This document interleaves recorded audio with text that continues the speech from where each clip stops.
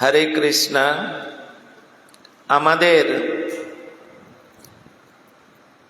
এই শিলচর শহরস্থ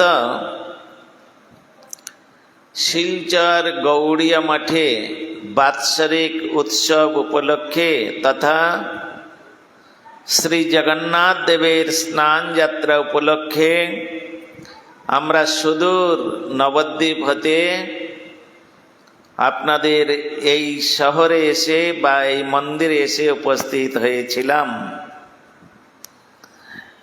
আগামীকাল আমাদের এখান থেকে প্রস্থানের দিবস।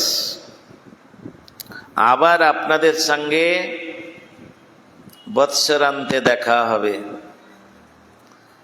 জানি না তার মধ্যে কে বাঁচবেন আর কে থাকবেন, কে যাবেন, কোনো ঠিক নাই।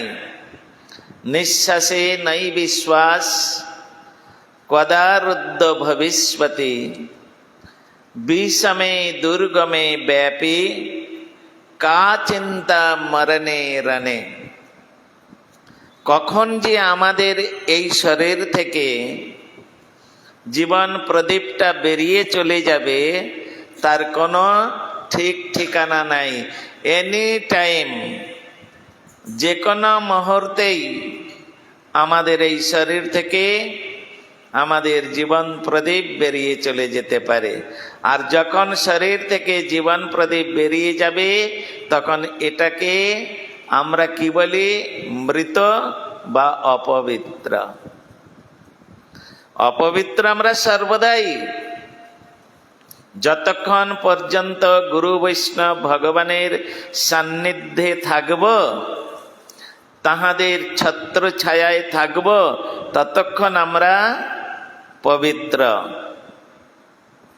যখন ওই গুরু বৈষ্ণবের ছত্র ছায়া থেকে বেরিয়ে চলে যাব, যখন তাদের যে ছত্র ছায়াটা আমার মস্তকে আর পড়বে না, তখনই জানবেন আমাদের সমস্ত কিছু অপবিত্র হয়ে গেছে, সব কিছু অপবিত্র হয়েছে।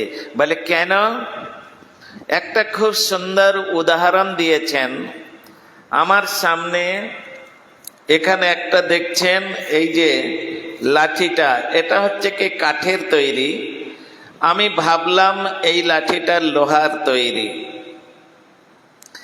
একটা লোহার রডকে যদি আগুনের মধ্যে প্রবেশ করিয়ে দেওয়া যায় আর ঘন্টাখানেক রাখার পরে তখন বের করে যদি ওর গায়ে আমি হাত দিয়ে দিই, কি হবে?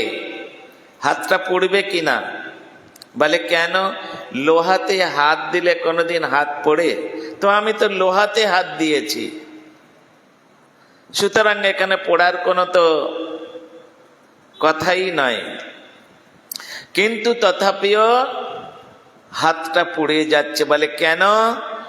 না, যেরকম যে সঙ্গ করবে তার মধ্যে সেই গুণগুলো এসে আশ্রয় নেবে।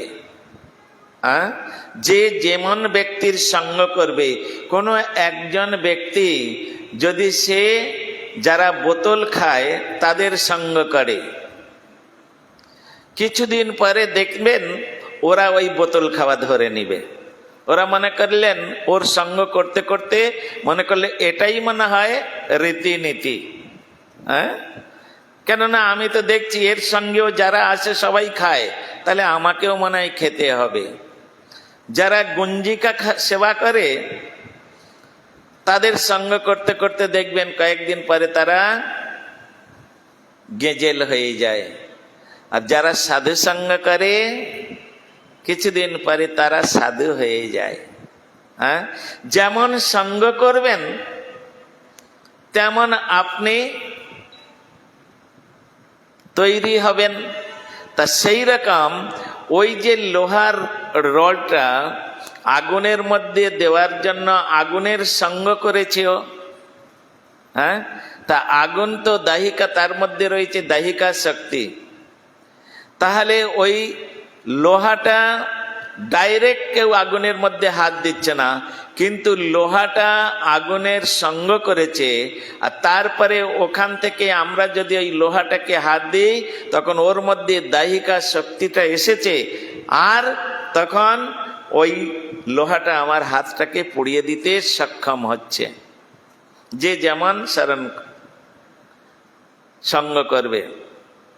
আমাদের তুলসীদাসজি মহারাজ তিনি একটি কথা লিখেছেন তার দোহার মধ্যে, তার লেখনের মধ্যে, চলতি চক্কি সবকই দেখে খিল को ना देखे कोई, जो खिल को पकड़ के रहे सबसे सबूत रहे सही। कुछ समझ में आया मैंने जो बोला? हाँ, चलती चक्की सबकई देखे खिल को ना देखे कोई, जो खिल को पकड़ के रहे सबसे सबूत रहे सही। क्या कुछ समझ में नहीं आया? हाँ, तो मुझे बताना होगा, हाँ, हमें बताना होगा इसका अर्थ क्या होता है। हमें तुलसीदास जी उनका किताब में लिखता है, चलती चक्की सबकई देखे। আপনাদের বাড়িতে কলাই পিসাই করা জাঁতা আছে, দেখেছেন কোনোদিন? থাক আর না থাক, দেখেছেন? এই জাঁতার দুটো পার্ট থাকে, আর এর মধ্যে আড়াইটা ছিদ্র থাকে। ভালো করে শুনবেন, এই কান্দে ঢুকাবেন না আর এই কান্তে বের করে দিবেন না, একটু এদিকে রাখার চেষ্টা করবেন। হ্যাঁ, সকলকে বলছি, ওদিকে কি তাকাচ্ছ? তাই জন্য ওই জাঁতার মধ্যে আড়াইটা ছিদ্র থাকে, উপরে যে পাটটা থাকে সেই পাটের মধ্যে আড়াইটা ছিদ্র থাকে, আর নিচে যে পাটটা থাকে তার মাঝখানে একটা এইরকম খিল লাগানো থাকে। তা উপরে যে পাটটা থাকে সেই পাটের মিডিল পয়েন্টে যে ফুটোটা আছে ওই ফুটোর মধ্যে নিচের যে পাটটা রয়েছে তার মধ্যে লাগিয়ে দেয়। একটা ফুটো কভার হয়ে গেল, থাকলো কটা? দেড়টা ফুটো থাকলো। তার মধ্যে দেড়টা কেন বলা হয়েছে? দেড়টা আবার ফুটো হয় নাকি? হ্যাঁ, কি গো? আড়াইটা ফুটো, দেড়টা ফুটো, এসব কি মহারাজ আপনার মাথা ঠিক আছে তো? হ্যাঁ, দেড়টা আবার ফুটো হয়, একটা হয়, দুটো হয়, তিনটে হয়, দেড়টা আবার ফুটো হয়, কেন হবে না? 3.5 জন যদি ভক্ত হতে পারে, 3.5 জন যদি ভক্ত হতে পারে, তাহলে দেড়টা ফুটো কেন হবে না? মহাপ্রভুর অন্তরঙ্গ ভক্ত কজন? 3.5 জন বলা আছে। কিসের জন্য হলো 3.5 জন? একজন হাফ, হ্যাঁ, যাকে বলা হয় অর্ধাঙ্গিনী, অর্ধ অঙ্গিনী, তাকে বলা হয় অর্ধাঙ্গিনী, এই জন্য হাফ হয়ে গেছে। সেই রকম দেড়টা ফুটো মানে একটা হাফ আছে, কিরকম? অর্ধেক। অর্ধাঙ্গিনীতে অর্ধেক, তো তাহলে ফুটোটা হচ্ছে অর্ধেক, ফুল নাই। আর একটা বড় ফুটো আছে, আর যেটা হাফ ওটা একটা ছোট আছে। এখন বড় ফুটোটার মধ্যে কলাই দিয়ে দিলেন, গোটা গোটা কলাই দিয়ে, আর ছোট ফুটোর মধ্যে এরকম একটা লাঠি দিয়ে ওটা দিয়ে আর এরকম পাক দিন। হ্যাঁ, পাক দিন। বড় ফুটোর মধ্যে যতগুলো কলাই থাকবে সব একদম চকনাচুর হয়ে চারিদিকে ছিটছিট করে বেরিয়ে ডাল হয়ে চলে যাবে, চলে যাবে। আপনারা পরীক্ষা করবেন, যদি কোনো প্রকারে ওইখান থেকে ছিটকে ছাটকে একটা কলাই গিয়ে ওই যে মাঝখানে যে ফুটোটা রয়েছে, ছোট ফুটো খিলের মধ্যে লাগানো রয়েছে, ওখানে গিয়ে পৌঁছে যায়, তাহলে আপনি কোটি জন্ম ধরে যদি ওই পাক জাঁতাটা ঘুরান, ও কোনোদিন ভাঙবে না। আপনারা পরীক্ষা করে নিতে পারেন। ও আমি নিজে বিশ্বাস করতাম না ওটা, আমিও নিজে বিশ্বাস, এটাও আবার হতে পারে নাকি? দেখলাম তো তাই, সত্যি তো, নিজে পরীক্ষা করে দেখলাম, একদম পারফেক্ট। একজন মহাজন, হ্যাঁ, যিনি রামচরিত মানস লিখে জগতের কাছে তিনি অত্যন্ত বরেণ্য হয়েছেন, সেই যে হচ্ছে কি ব্যক্তি, তিনি লিখছেন চলতি চক্কি সবকই দেখে। হ্যাঁ, দেখছে যাতাটা ঘুরছে, সব এদিক ওদিক ছাকনাচুর হয়ে চলে যাচ্ছে, কিন্তু খিল কো না দেখে কই, খিলের গোড়াটা কেউ দেখছে না। কেন? जो खिल का पकड़ के रहे সবচেয়ে সবুজ রহে সেই, যে খিলের গোড়ায় থাকবে ও কোনোদিন ভাঙবে না। কেন? খিল হচ্ছে ঈশ্বর, তিনি হচ্ছেন গড। এই সংসারের মধ্যে আমরা যাতা, মায়া মায় ঘোরাবে কত, কলু চোখ বাঁধা বলদের মতো, ভবের গাছে বেঁধে দিয়ে মা পাক দিতে ছয়বে রত, মায়া মায় ঘোরাবে কত। মায়ের কাছে তার সন্তান কান্নাকাটি করছে, মা আর তুই কতদিন আমাকে এই তোর জাতাকলে ফেলে আমাকে পাক দেবে? আমি আর পারছি না, তোর এই যে নির্মম নিষ্ঠুর যে বেত্রাঘাত, এই বেত্রাঘাত আমি সহ্য করতে পারছি না মা। আবার তাও আমার চোখ বেঁধে দিয়েছিস কেন? আমরা চোখ থাকতে অন্ধ। আপনারা মনে করে আমরা হচ্ছে, আপনারা মনে করেন আমরা চোখের দ্বারাই সবকিছু দেখতে পাই, পান? চোখের দ্বারাই দেখা যায়? আমি তো বলবো না, তার প্রমাণ দিয়ে দেব। আর আপনারা যে চোখের দ্বারাই দেখতে পান না, আমি যে দেখতে পাই না, এটা প্রমাণ দিয়ে দেব। চোখের দ্বারাই দেখা যায় না, চোখকে অন্য কারোর সাহায্য নিতে হয়, তবে সে দেখতে পাবে, তা না হলে দেখতে পাবে না। কি বলুন, কাকে সাহায্য নিতে হয় বলুন? সব তো বড় বড় লেটার নিয়ে বেশি বসে আছেন এখানে। চোখ বিনা আলোতে দেখতে পায় না, আলোকে সাহায্য নিতে হয়, তাছাড়া হবে না। হ্যাঁ, আপনার একটা চারিদিকে দরজার জানালা বন্ধ করে দিয়ে একটা ঘরের মধ্যে ঢুকিয়ে দেয়া হলো, আপনি দেখতে পাবেন? তাহলে সেখানে লাইট জ্বালতে হচ্ছে, আলো জ্বালতে হচ্ছে, আলো ব্যতীত চোখ দেখতে পায় না। একটা উদাহরণ দিচ্ছি শুনুন। শীতকালে মাঘ মাসে এক দাদু তার নাতিকে নিয়ে রাস্তায় বেরিয়েছে। আর শীতকালে তো খুব ঠান্ডা, মাঘ মাস প্রচন্ড ঠান্ডা, সবাই আমরা সূর্যের রশ্মিটাকে খুব ভালোবাসি, তাই না? এখন ওর গিয়ে কি করেছে, একটা প্রাচীরের আড়ালে যেখানে হাওয়া লাগবে না, অযথ রোদটা লাগবে, সেইখানে বসেছে। এমন সময় মেঘের দ্বারায় সূর্যটা ঢেকে গেল। তখন দাদুর নাতিকে শিখাচ্ছে, দেখছিস ওই দেখ মেঘটা এসে সূর্যটাকে ঢেকে দিল, মেঘটা এসে সূর্যটাকে ঢেকে দিল। দাদু কত বড় মিথ্যাবাদী দেখো, আর তার নাতিটাকেও মিথ্যা কথা শিখাচ্ছে। বলে কেন? আমরা যখন ইতিহাস পড়েছিলাম তখন পড়েছিলাম পৃথিবীর থেকে 13 লক্ষ গুণ বড় হচ্ছে সূর্য। হ্যাঁ, আপনারাও নিশ্চয়ই পড়েছেন। পৃথিবীর থেকে 13 লক্ষ গুণ সূর্য বড়। সেই সূর্যকে এক খণ্ড মেঘ এসে কি করে ঢেকে দিতে পারে? এটা মিথ্যা কথা নয়?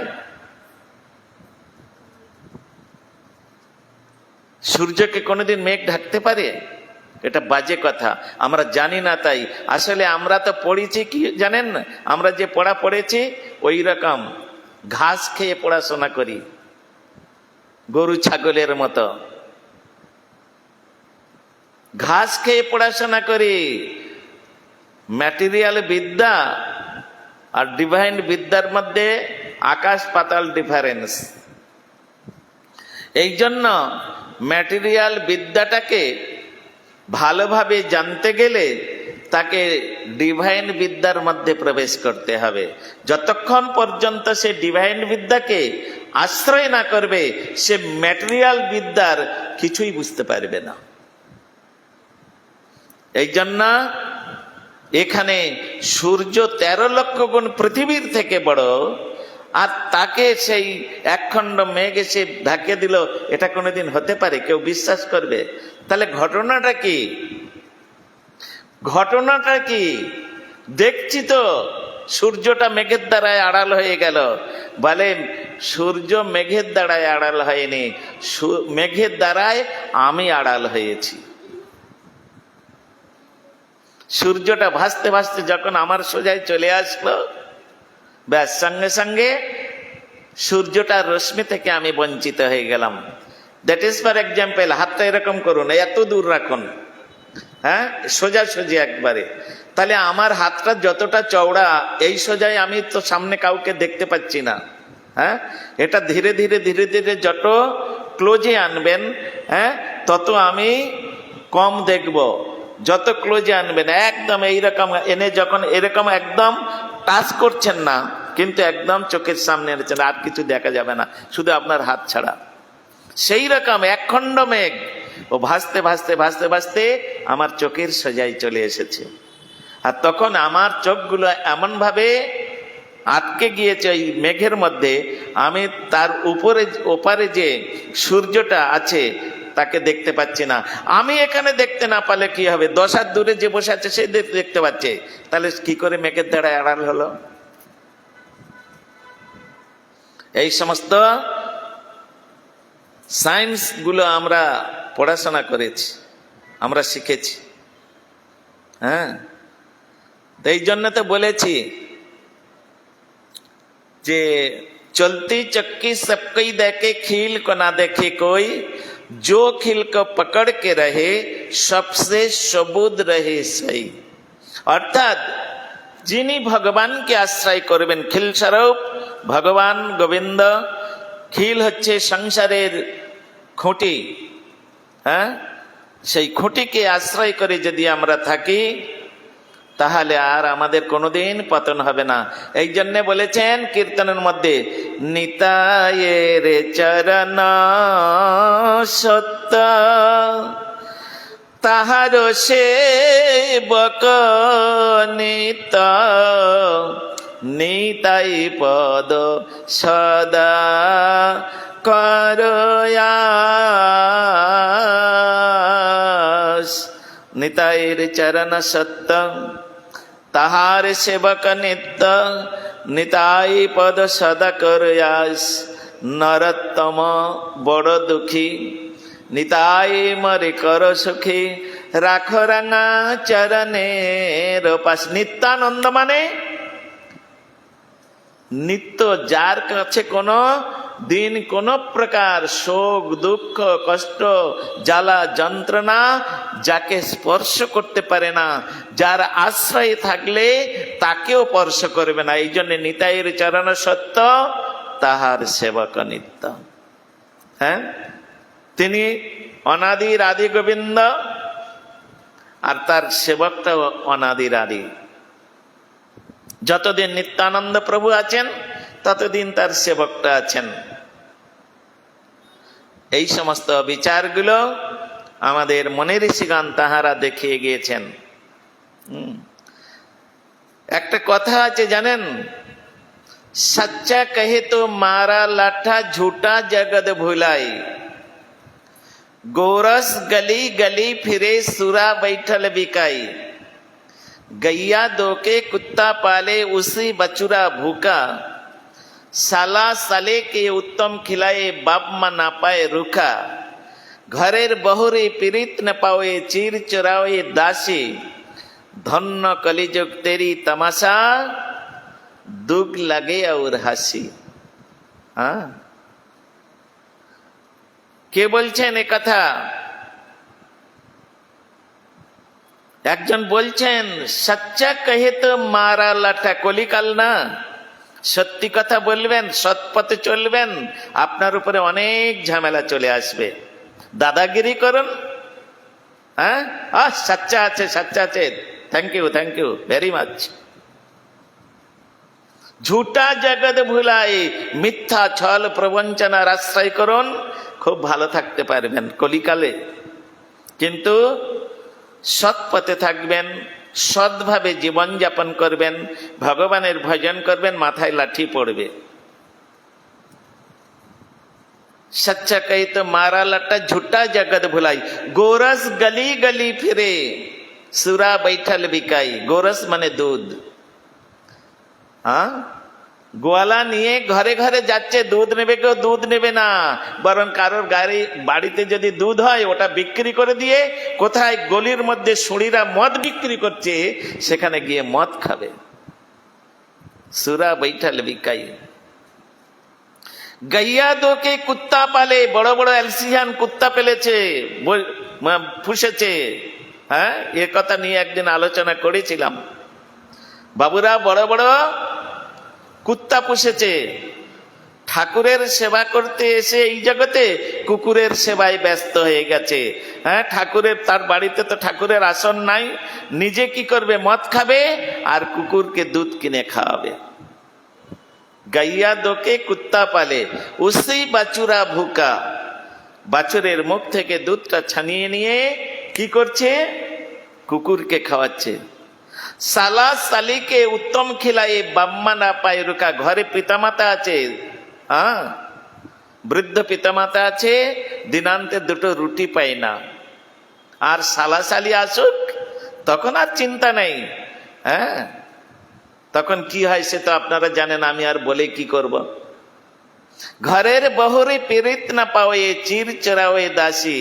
এ কথার ব্যাখ্যা আর কি আপনাদেরকে বলবো। হ্যাঁ, ধন্য কলিযুগ তেরি তামাশা, দুগ লাগে और হাসি। সুতরাং বলছেন পদকর্তা, এই সমস্ত কলিযুগের রংঢং দেখে আমার দুঃখ হচ্ছে, আবার হাসিও পাচ্ছে। আমি হাসবো না কাঁদবো? হ্যাঁ, এই জন্য শাস্ত্রে বলেছেন,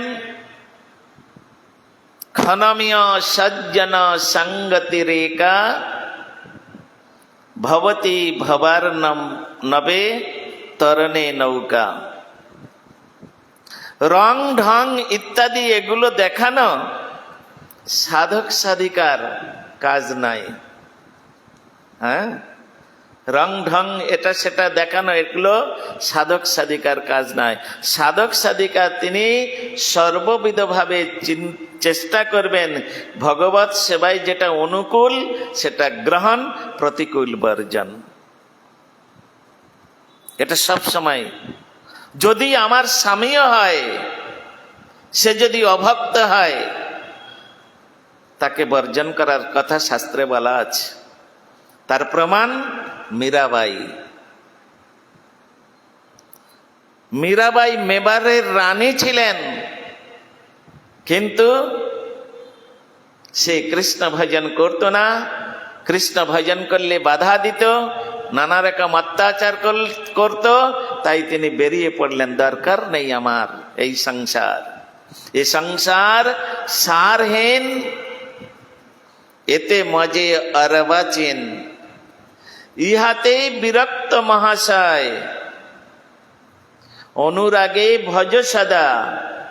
প্রেম ভাবে লীলা কথা, নিরন্তর কৃষ্ণ নামাশ্রয়। এটাই হচ্ছে মানব জীবনের সর্বশ্রেষ্ঠ কর্তব্য। যদি আমার বাড়িতে অনুকূল পরিবেশ না হয় সাধন ভজনের, আমি সেখান থেকে চলে যাব। যেখানে অনুকূল পরিবেশ আছে আমি সেখানে যাব। এর প্রমাণ আপনারা রামী চণ্ডীদাসের নাম শুনেছেন। চণ্ডীদাস এর নাম শুনেছেন, রামী চণ্ডীদাস। এই রামী চণ্ডীদাস এনারা দুজনে অত্যন্ত তাহারা দুজনে একত্রিত হয়ে সুন্দর করে তারা গোবিন্দ সেবা করতেন। কিন্তু তদনীন্তনকালে ব্রাহ্মণ সমাজগণ এটা মেনে নিতে পারলেন না, তাই নানা রকম অত্যাচার করেছিলেন, ঘরে আগুন লাগিয়ে দিয়েছিলেন, নানা প্রকারে তাদেরকে কষ্ট দিতেন। তখন একদিন চণ্ডীদাস তিনি রামের কাছে গিয়ে বলছেন, রামে, আমাদের এখানে থাকা যাবে না, এখানে থাকলে এই পাষণ্ডদের কাছে থাকলে আমরা গোবিন্দ সেবা করতে পারবো না। হ্যাঁ, এরা হচ্ছে পাষণ্ড। আমরা যে গোবিন্দ সেবা করি, আমরা যে ভগবানের সেবা করি, এটা এরা মেনে নিতে পারছে না। তাই চলো আমরা কোথায় যাবে ঠাকুর?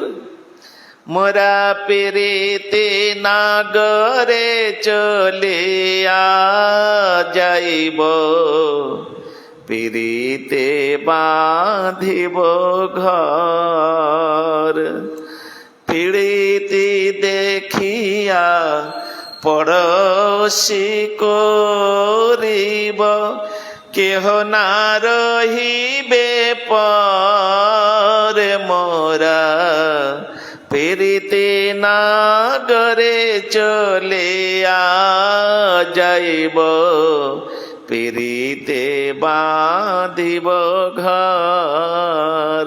রামে, এখানে থাকা যাবে না। কোথায় যাবে ঠাকুর? মোরা পিরিতি নগরে চলিয়ে যাব। পিরিতি নগর বলে আবার কোন নগর আছে নাকি? হ্যাঁ, শব্দটা পিরিতি শব্দ, ওখানে ছন্দ মেলানোর জন্য বলা হয়েছে। আসলে শব্দটা হচ্ছে প্রীতি। প্রীতিকে অনেকে পিরিতি শব্দ বলে। হ্যাঁ, পিরিতি মানে প্রীতি। মোরা প্রীতির নগরে চলে যাব, যেখানে প্রেম প্রীতি ভালোবাসা আছে। আপনারা শ্যামা পূজার সময় বা দুর্গা পূজার সময় মাইক এখানে বাজায় না? সব রাস্তায় রাস্তায় প্যান্ডেলে প্যান্ডেলে বাজায় তো। সেখানে বলছেন শ্যামা সঙ্গীতের মধ্যে একটা আছে, সকলে ফুরায়ে যায় মা, আমার সাধনা মিটিল, আশা না ফুরিল, সকলে ফুরায়ে যায় মা।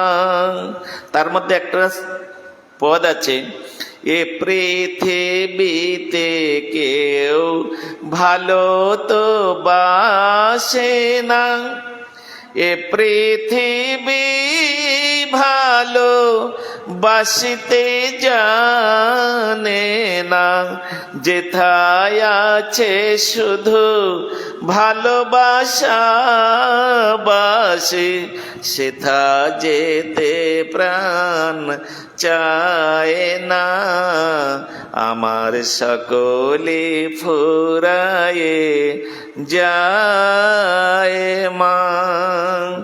এ পৃথিবীতে কেউ ভালো তো বাসে না, যেটুকু ভালোবাসাবাসি আছে এটা স্বার্থ। নিঃস্বার্থ ভালোবাসা এই জগতে নাই। হ্যাঁ, স্ত্রী স্বামীকে ভালোবাসে স্বার্থের জন্য, স্বামী স্ত্রীকে ভালোবাসে স্বার্থের জন্য, বাবা মাকে ভালোবাসে, মেয়ে বাবাকে ভালোবাসে, সব স্বার্থ। স্বার্থ ছাড়া এ দুনিয়া নেই। স্বার্থের ভালোবাসাবাসি। যদি নিঃস্বার্থ ভালোবাসতে হয় তো আমরা একদিন আলোচনা করেছি, শ্রীবাস পণ্ডিত ভালোবেসেছিলেন মহাপ্রভুকে। এটাই হচ্ছে নিঃস্বার্থ ভালোবাসা।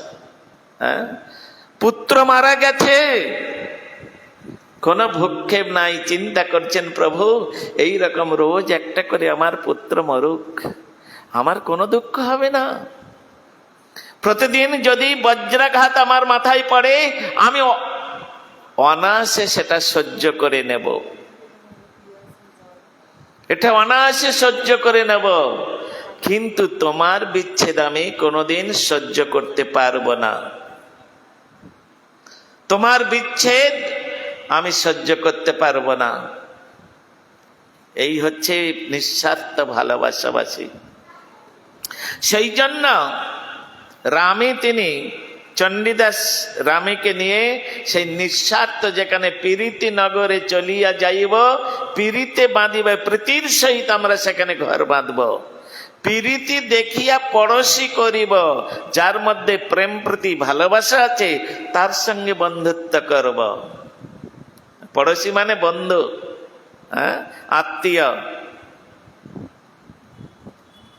সুন্দর এই সমস্ত।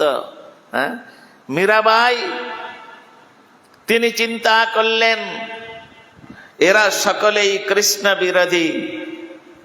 এরা কৃষ্ণ বিরোধী নয়, শুধু এরা হচ্ছে কৃষ্ণ বিদ্বেষী। বিরোধী আর বিদ্বেষী দুটো আলাদা জিনিস।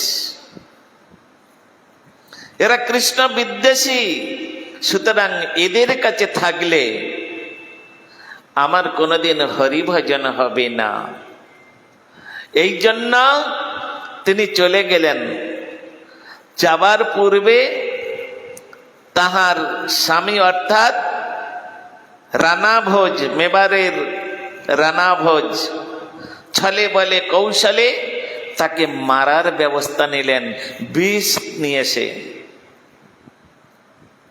পাঠিয়ে দিলেন তার কাছে, আমি বৃন্দাবন থেকে শ্রীজীব গোস্বামীর প্রেরিত মাধবজির চরণামৃত এনেছি, এই চরণামৃত যেন মীরাবাই গ্রহণ করে। মীরাবাই তো সেই রকম, তিনি তখন কি করছেন, ওই বিষটা যা কিছু সেবা করেন তিনি গিরিধারীর অনুমতি ছাড়া কিছুই গ্রহণ করেন না। সে বিষ হোক আর অমৃত হোক, গিরিধারীর অনুমতি ছাড়া তিনি কোনোদিন কোনো বস্তু গ্রহণ করে না। আজকের চরণামৃত এনেছেন, সে বীজ কি অমৃত আমার জানার দরকার নেই।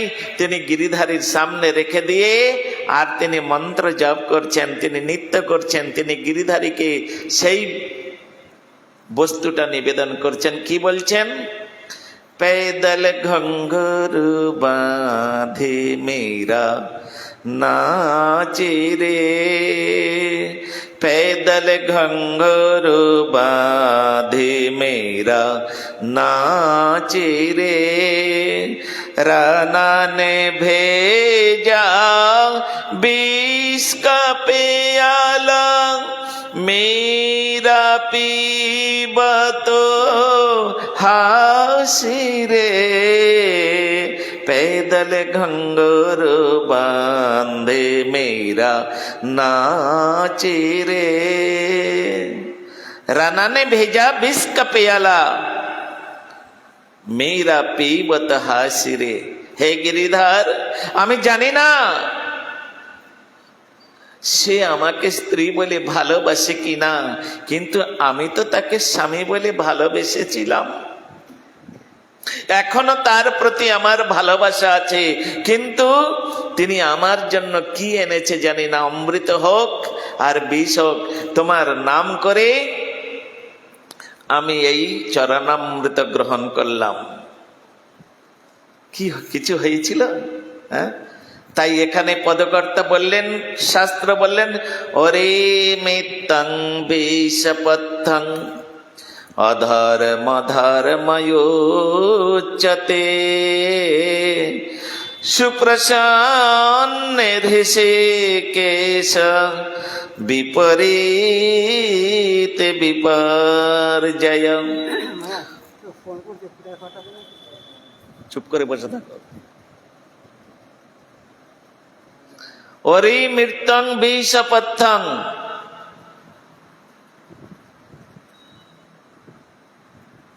ওরি মানে শত্রু। শত্রু মিত্র হয়ে যায়, বিষপথ্য হয়ে যায়। অধার্মিক ব্যক্তি ধর্মের মধ্যে প্রতিষ্ঠিত হয় কিসের দ্বারায়? সুপ্রসন্নে ঋষিকেশ। ঋষিকেশ যদি কারোর প্রতি, ভগবান যদি গৌরহরি জগন্নাথ দেব যদি কারোর প্রতি প্রসন্ন হয়ে যায়, তাহলে তার শত্রু মিত্র হয়ে যাবে বাবা, বিষপত্য হয়ে যাবে, আর অধার্মিক ধর্মে প্রতিষ্ঠিত হবে। সুপ্রসন্ন ঋষিকেশ বিপরীতে বিপর্যয়। এই জন্য মীরাবাই তিনি ওই বিষ পান করলেন, তার কিছু হলো না। আবার অবশিষ্ট একটু ছিল, তার যা চম্পাবাই তিনি গ্রহণ করেছিলেন, সঙ্গে সঙ্গে পঞ্চত্ব প্রাপ্ত হয়ে গিয়েছিলেন, কিন্তু কিছু হলো না মীরাবাইয়ের। এই হচ্ছে ভগবান রাখে কৃষ্ণ, মারে কে। কৃষ্ণের উপরে আমাদের বিশ্বাস নাই, ভগবানের উপরে আমাদের বিশ্বাস নাই, যার জন্য আমাদের প্রতিটা পদক্ষেপে দুঃখ কষ্ট জ্বালা যন্ত্রণা পেতে হয়। দুঃখ কষ্ট জ্বালা যন্ত্রণা পেতে হয়। এই জন্যে চলবে কিসে? ভাবছ মিছে, তুমি ভাববার কে? যার ভাবনা তিনি ভাবছেন, তুমি ভাবো তাকে। নিখিল বিশ্ব ব্রহ্মাণ্ডের স্রষ্টা, তিনি নিখিল বিশ্ব ব্রহ্মাণ্ডের প্রত্যেকটা বস্তু সৃষ্টি করেছেন, সংরক্ষণের দায়িত্ব তার। একটা কথা আছে না, জীব দিয়েছেন যিনি, আহার দেবেন তিনি। তিনি তো চিন্তা ভাবনা করেছেন, তিনি তো ভগবান, তিনি তো অলমাইটি। ভগবান কাকে বলা হয়?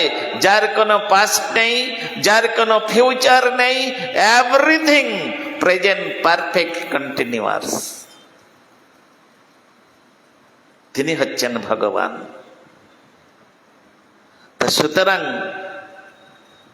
ভগবান হচ্ছেন, তিনি হচ্ছেন সর্বশক্তিমান, অলমাইটি। তিনি কর্তম, উপনিষদ বলছেন কর্তম অকর্তম অন্যথা কর্তম, যা সমর্থ স্ব ঈশ্বর। সুতরাং আপনাদের চিন্তা ভাবনা রাখতে হবে, ঈশ্বরকে বাদ দিলে মনে ভাববেন আমাদের কোনো অস্তিত্ব নেই। যখন আপনি হরিগুরু বৈষ্ণবের সান্নিধ্য থেকে দূরে সরে যাচ্ছি, আমার আর কোনো মূল্যায়ন নেই। এই জন্য নরোত্তম দাস ঠাকুর তিনি কীর্তন করেছেন, আশ্রয় লইয়া ভজে তারে কৃষ্ণ নাহি তজে, আর সব মরে অকারণ, আর সব মরে অকারণ। যারা আশ্রয় নিয়ে ভজন করবেন তাদের তো ভগবানের ভুজের দ্বারাই তারা সর্বদাই সংরক্ষিত আছেন। কিন্তু যারা নিজেদের ইচ্ছা মতো ভজন করবেন, তারা নদীর, এই বরাক নদী নাই, এর থেকে ভয়ঙ্কর নদী আছে, তলিয়ে যাবেন। এই জন্যে গুরু বৈষ্ণবের পদাশ্রয় করে আমাদের ভগবানের ভজন করতে হবে। যদি এই রকম করতে পারি তাহলে আমাদের কল্যাণ আছে, আমাদের মঙ্গল আছে। অনেক কিছু বলার ইচ্ছা আছে, সময় না থাকার জন্য আরেকটি প্রোগ্রামে আমার যেতে হবে।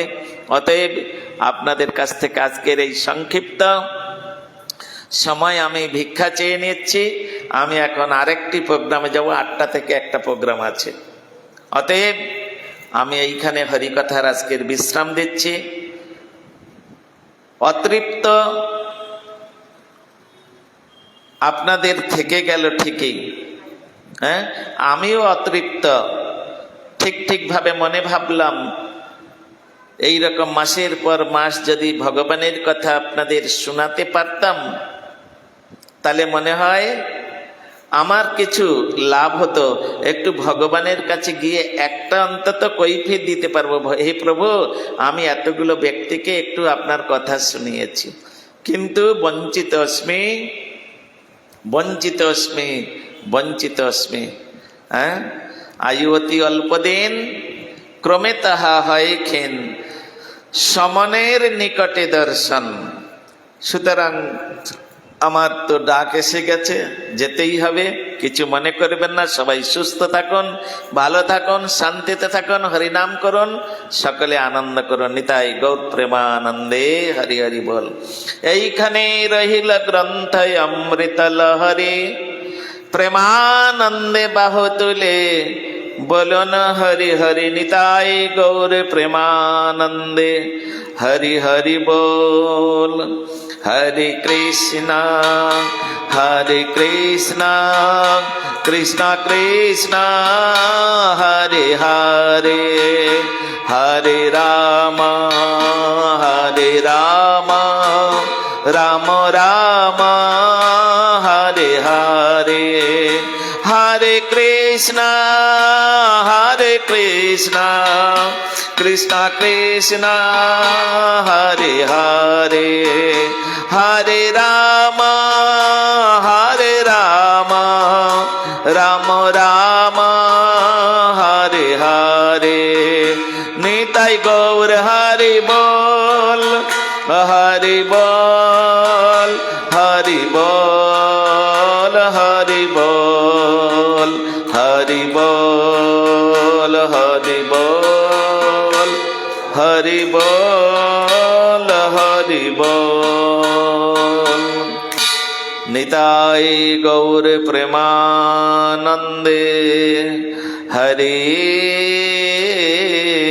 হরি বল। জয় জয় শ্রী রাধে, জয় জয় শ্রী রাধে, জয় জয় শ্রী রাধে শ্যাম। সকলে হাত তুলে বলুন হরে কৃষ্ণ হরে কৃষ্ণ, কৃষ্ণ কৃষ্ণ হরে হরে, হরে রাম রাম রাম হরে হরে। উলুধ্বনি নিতাই গৌর প্রেমানন্দে হরে হরি বল। হরে কৃষ্ণ, নিতাই গৌর হরি বল।